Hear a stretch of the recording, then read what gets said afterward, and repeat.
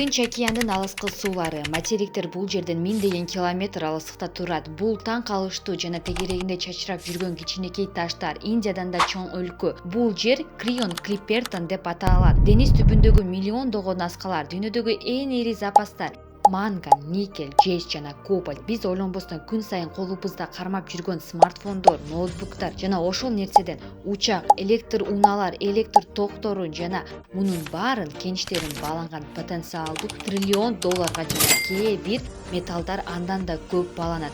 Бирок нюанс бар. Бул депозиттер эч бир мамлекет үчүн көз карандуу эмес. Себеби ал мамлекеттерден алыс жерде турат.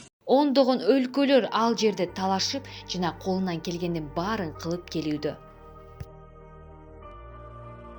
Туз Римге империя болуп өсүүгө жардам берет. Испания алтындын жардамы менен көтөрүлүп бара көбөйүп кетет. Кант менен тамеки эки Америкага бөлөт. Жыгаштын ордуна көмүр издеген Улуу Британияда өнөр жай революциясы башталат. Нефть Кошмо Штаттарын жогорулатты жана жакынкы чыгыштын дүйнөдөгү негизги өлкө акча жоокерлер жаңынан болот. Газ Россияны куткарат. А кайсы ресурс кийинкиси болот жана кайсыл өлкөнү жакшылыкка алып келет? Литий, кобальт, никель жана башка химикаттар азыркы убакта бүгүн бул жерден абдан зарыл 21-кылымдагы энергия сактоо жеринде. Эми карагыла, смартфондо бул литий 3-5 ноутбукта болсо болжол менен 20-50, электр самокаттан 1-2 килограмм, электр унаада 10-50гө чейин. Белгилей кетчү нерсе, жыл сайын жер шарындагы зарядталган гаджеттер баары чоңураак өлчөмдө көбөйөт, оор жана тезирээк алууда. Ошондо аларга эмне керек? Албетте энергия. Литийдин Менделеевдин таблицасында карап көрөлү. Ал 3-номерде турат жана ал планетадагы оңой реактивдүү металл болуп саналат. Эгерде бул жерге ыргытып жиберсек, ал суунун түсүн өзгөртүп жана таблетка сыяктуу эрийт. Ушундай реактивдүү литийди аккумулятордун жогорку энергиясы батареяларды жаратат. Ал эми кайдан буну казып алуу керек? Ушул убакка чейин 4 негизги металл берүүчүлөр: Аргентина, Кытай, Чили жана албетте Австралия. Ал литий дүйнөнүн дээрлик жарымын алат. Бирок кайрадан нюанс болуп саналат. 90% Австралиядан кайрадан Кытайга алып барат. А эмне үчүн ал жерге? Себеби Австралияда литий компаниясынын 51%-ин Кытай компаниясына таандык. Эми Аргентина литийдин сулуулугун карайлы. Тагыраак айтканда, бул жерде ким башкарат? Кытайдын компаниясы. Ал эми бул Чили, чөлүнүн пейзаждары. Бул жерде да алар активдүү буланып жатышат. Келечектеги батареялар үчүн металлдар жергиликтүү калк буну кылып жаткандай көрүнөт. Бирок албетте бул дагы кимдер? Кытай корпорациясы болуп саналат. Ага бунун баары эмне кереги бар? Ким азыркы учурда электр унааларынын ири өндүрүүчүсү болуп саналат? Жок, бул америкалык Tesla да эмес, бир дагы европалык Volkswagen да эмес, а Кытай компаниясы BYD. Алар гана 23-жылы 3 миллионго жакын жаңы аккумуляторлору менен унааларды сатышты. Жана азыр Кытайда жер шарындагы бардык литий батареяларды өндүрөт. Эң маанилүүсү, Кытай аларды көзөмөлдөп алышкан. Мисалы, ошол эле кобальт, күмүш металл батареяларын коюу идеясы пайда болот. Ошентип анын касиеттери менен кобальттын саны көбөйт. Батареяларды заряддоо жана аларга төмөн температурада иштелет.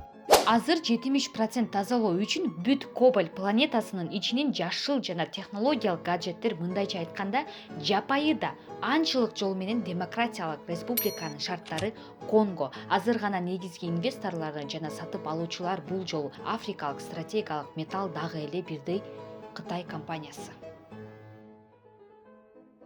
Ал эми никель 75% бул чийки зат каяктан казылса да бир өлкөгө бара жатат. Ал дагы Кытай. Марганец албетте Кытай. Батарея пастасынын акыркы элементи график ким жана канча аларын өзүнөр көргөндөй эле Кытай өлкөсү. Башкача айтканда, Кытай активдүү жаратууда, бүт дүйнө жүзү боюнча монополия же аккумулятор ресурстарын туура башкарып, андан кийин баарына ээ болуу үчүн өз мамлекетине алып келет.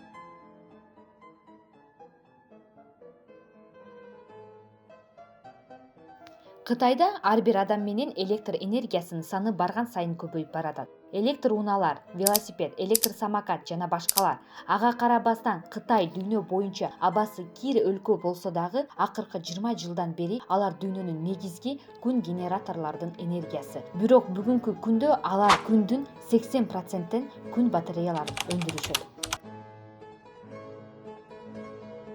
жөн гана Кытай азыркы технология боюнча кылат жана дүйнөнүн жарымы электр унааларын же абдан кооз болгон унаалар жана алардын баары арзаныраак жеткиликтүү. Мисалга алсак, эң арзан Tesla Америкада $38.000, ал эми BYD Кытайда 12. Ошол эле Volkswagen Германияда $35.000 болсо, ал эми Кытайда 2 эсе арзаныраак. 2023 жылы кытайлыктардын унаалары Европада абдан арзан сатууда. Global markets are now flooded with cheaper Chinese electric cars. Акыркы натыйжаны салыштырсак, Volkswagen 3төн 1 бөлүгү гана өз компоненттерден түзгөн. Ал эми америкалык Tesla болсо 68%, ал эми кытайлык BYD бардык 75%. А билесиздерби эмне үчүн? Себеби 95-жылы ушул кытайдык компания Build Your Dreams которгондо өзүнүн кыялыңды түз. Алар биринчиден унаа түзүү үчүн ачылган эмес. Кытайлык инженер, химик, миллиардер телефонго аккумулятор топтош үчүн гана ачылган. Кандай саясий система болгону маанилүү эмес. Сенин президентиң ким? Эшикте барайы кандай? Бирок сизге ысыкта суук, суукта ысык болгонду каалайсыз. Күнүнө тамак ичип, жайлуу сыналганы, компьютер, смартфонду күйгүзүп көрүп, жана бунун баарына эмне керек? Албетте энергия керек.